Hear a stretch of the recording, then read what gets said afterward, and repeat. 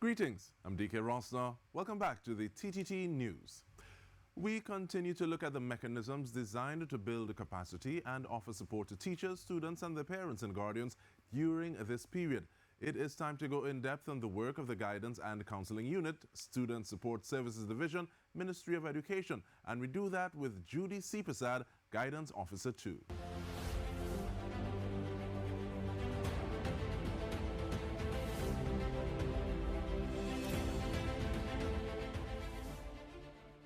Greetings, Ms. C. Prasad. Thank you so much for making the time. I want to start off by asking, what is the Guidance and the Counselling Unit? The Guidance and Counselling Unit is a sub-unit of the Student Support Services Division. The ministry has as its mission to educate and develop children who are able to fulfill their full potential, who are healthy and growing normally, who are academically balanced, well-adjusted socially and culturally, and emotionally mature and happy. The Guidance Unit focuses on students' competencies and not just their deficiencies, and is designed to link and integrate with other programs and services in the school. Within the last decade, psychology suggests it is efficient to consider strengths and resiliency factors and protective factors when considering interventions within the Ministry of Education. So the Student Support Services addresses the career development needs of students and also follows the Ministry of Education's vision to efficiently educate and develop an intelligent, versatile, productive, and well-rounded child. Through career, academic, and psychosocial programs, we facilitate the development of students who are able to satisfy the human capital needs and sustain the development of society. And I really appreciate the fact that you say that the unit focuses on competencies as well as opposed to just what the student or the individual may be lacking. But looking to access the services of the unit, how does an individual become referred or engage with the unit to avail themselves of your services? Okay, we have different ways that you can access us, right? Firstly, if you have based on the school, the teacher can refer the student based on their observations during the classroom. They would record what's happening with the child and notice that there is a need for some form of help or assessment, right? So the referrals would be made through the administrators. However, there are parents who may not want to go through the schools, who may have issues that they would like to discuss, and they can also make referrals directly to this guidance unit, either by visiting our district offices. We have 7 district offices, or they can access the school-based officer. Also, external agencies, we are one of the stakeholders, and external agencies, based on their interventions with students, would refer to us. An example would be Children's Authority, the Children's Court, right? We also have the opportunity where students who are of a more mature age can visit us through what we call self-referrals. They can come to us and we will be able to facilitate. And is it a matter of someone being able to, yes, you just spoke about self-referral. What about, I'm this person's friend and I'm not trained to do it, but we interact on a level that is so consistent that I feel that something is off. Can I refer someone like that or suggest you may want to go check out this unit? How does that go? Right. Well, you can suggest, right? But we cannot force an individual. If the child is under the legal age of 16, then a parent and adult guardian can be contacted, right? We can also contact social services, our school social workers who would be able to make a visit if we suspect that the child is at risk. But if the child is over the legal age, then it will have to be a decision based on the person's own choice. Okay, But understood. once it's school age, Even if the child themselves will make a referral and a friend, let's give an example. Let's say, Miss, um, Tommy really having problems at home, and Miss, is it possible that somebody could talk to him? Well, then the teacher would contact the resident officer, and some arrangements would be made, some observations would be made with respect to the child, and then a referral is possible. Or it may not require referral, it may just require a one-to-one where the child can speak. It does not necessarily have to be a major issue that requires special interventions. And in terms of that intervention, is it past a certain amount of factors or checklist that the guidance counselor or the person functioning in that role at a school would say, okay, I need to bump this up the chain a little bit and refer it to the unit?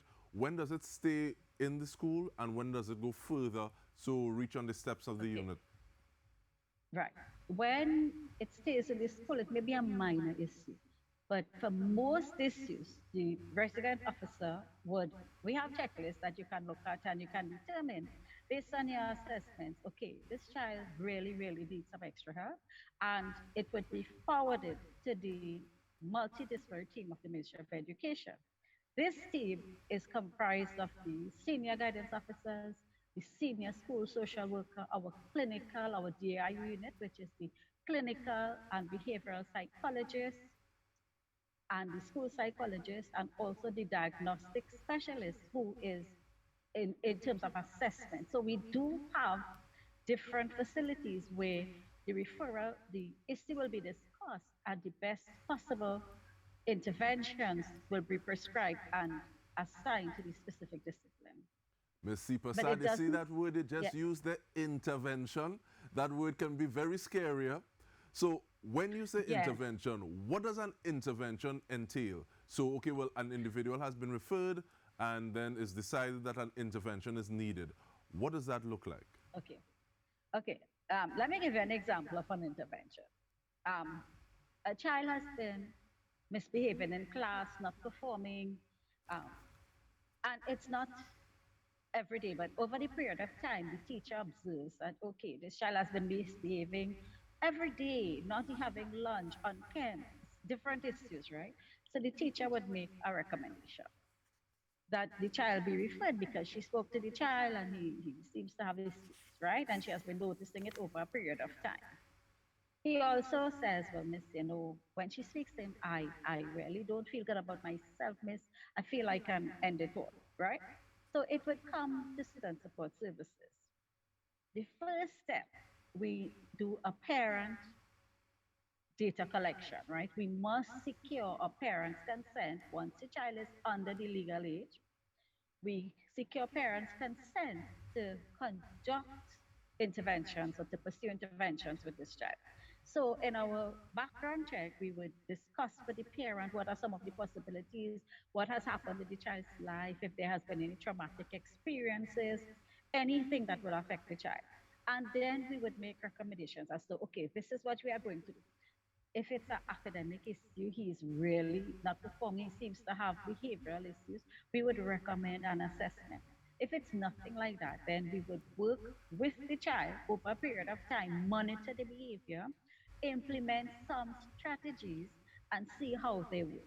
After about a couple of months, we would assess, we would reassess to see if those strategies are working. If they are not, and there's no indication of any change, well, then we would go to one of our specialized interventions where we would do an assessment. We would, through some of our checklists, some of our formal testing, and assessment would be done to determine if there is any need for anything else. After that, if the tests show, well, okay, yes, this child may have a special need, may have a learning disability or something, then special ed or special education department will take over. So we do have, and if it cannot be handled within our division of student support nurse division, and we need extra help, we also refer to external agencies such as the Child Guidance Unit, both in Pleasantville and in Montrose. And we want to And talk a we will little more about also some have, of those external agencies and stakeholders when we return from the break. We're speaking with Judy Sipasad, Guidance and Counselling Unit, Student Support Services Division of the Ministry of Education. We return with more. Stay with us.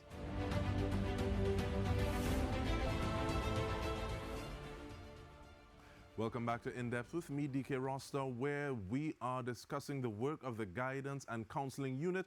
We are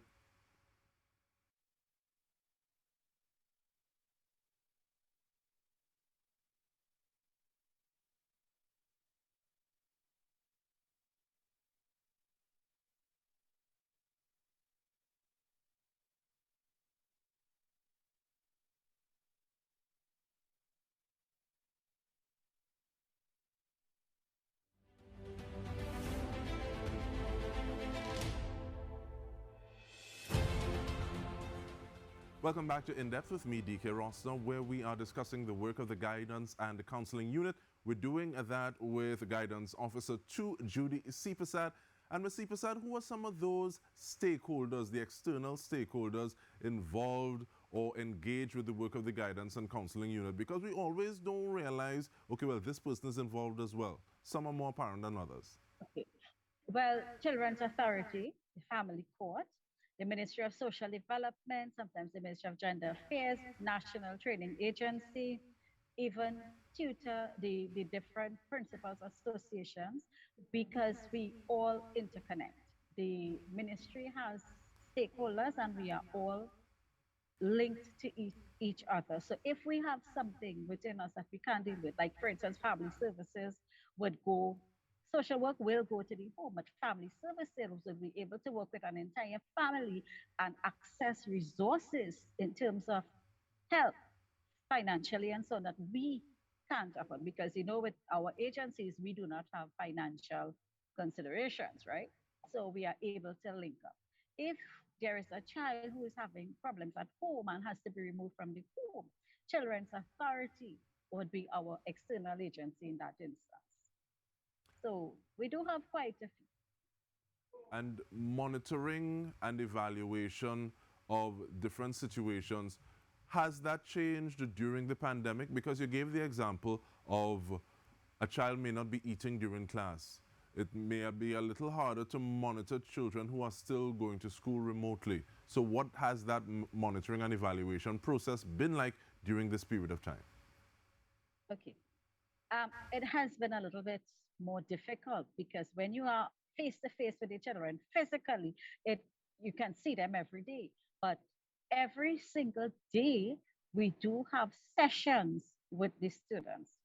Unfortunately, we are not able to identify if they're having issues at home, but we have had cases where students, parents have requested assistance with their children. And we have had where children come, Miss so and so, can I speak to you? Because, and we do online sessions. Now we have had the opportunity of bringing student parents back to the office where we can initiate some of our interventions. But it's a little bit more difficult to monitor the situations at home. And we have had a lot of absences within the last year. So when we have absences, we have been able to record it through the schools. The principals would inform us. And we have had the social workers department in our division visit the homes. So to find out why these children had come in, we would call, we would try to encourage parents to send their children to school and to take part in their education. And earlier you spoke about having an intervention with an individual who may be exhibiting signs or symptoms of trauma. I want you to go a little further on that, talking about some of the positive effects that would have been noted after an intervention has taken place. So naturally, we're not asking for any specifics, but okay, well, a person was exhibiting, this was the sort of scenario, intervention helped achieve this result. What would something like that be? Okay. Let me give you an instance. A student, let's say a student experience a suicide in their family, right? Our task, we would, social worker guidance, we would link up, we would visit the home, we would visit the child, we would have individual sessions with the child and with the family, right? Social work will do the family at the home, guidance will do the part with the child at the school. and we would link up. So we would help with the grieving process, we would help with the adjustment to how that child is coping and adjusting to the school after the trauma has happened.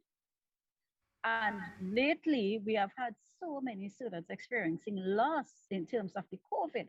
So we have developed a program where we are doing some grief sessions and coping with loss within the entire student population. And that brings me to the question of what new systems, because you started speaking about it, systems, procedures, or new offerings, tools has the unit had to utilize or create in recent years? I mean, you started on it, but asking you to expand on that a little bit, please. Okay. Well, because of the pandemic, we have had to work online.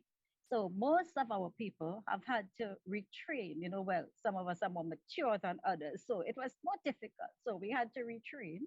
The ministry offered us an opportunity to retrain and to become familiar with all the new technology. So most of our sessions are delivered online on a daily basis in tandem with the curriculum and with the timetabling of the schools. But however, now that students are back in school, especially upper levels, we have officers going into the school every day. But we have been able to utilize the WhatsApp packages. Packages are very few now because most of our schools are equipped with Wi-Fi, and most of our students have been given devices so that our package system is not as prevalent anymore. We have been able to use the Google Meet, we have been able to use Zoom, we have been able to use the MOE Blue Button. We have a lot of sites where we have been able to access to deliver online. And we have had students who are still not coming to classes. We have them, they have their devices, but we have been able to do voiceovers. And I must say, based on the feedback from parents, the like the online sessions and they benefit because in a lot of the sessions, the some of our sessions are after classes, after our regular school hours to facilitate parent supervision and so on. And they express their gratitude because they say, Miss, this really works, and they really appreciate it that even though their children are home, they are still benefiting. And in all of our districts, we have our national program, and every single officer has a program which is delivered throughout the country. We have some schools where we have no officers assigned, and we are working on that through the minister. We are trying to get a complement of officers. But in most of our schools, on a daily basis, all students who are either online or physically present will benefit from our guidance and counseling programs. And in terms of that benefit and things that parents or guardians should be mindful of, I want you to continue to speak to parents or guardians, please, Ms. Sipasad. And if there's one thing that you want parents or guardians to know that may help contribute to the development of the people in their care, what would that be? That would be to ensure that your child attends classes, comes to school, whether physically or virtually, because I see no reason why children have devices and still they're not coming. Our education is our opportunity to further ourselves, to break cycles of being uneducated, and giving us so many more opportunities. So I would want parents to support their children's learning. Even if a parent cannot read or write, they can sit with their children and ask questions, ask about the day, ask what did you do in school today? Did you like what you did? Find out what is happening in your children's lives. Because we have so many children who are not supervised, who do not have that support, and they're getting lost and they're becoming dropouts and so. So I would want parents to focus on building their children's capacities to learn and supporting the systems that are in place for them to learn. And thank you so much for that. Giving some numbers, those 622-2181, extension 1035, as well as 644-2995, extension 4112. Thank you so much, Ms. Judy Sipasad, Guidance Officer 2 of the Guidance and Counselling Unit, Student Support Services Division of the Ministry of Education. And on behalf of the entire TTT News team, I'm Dike Rostant. Thank you for joining us.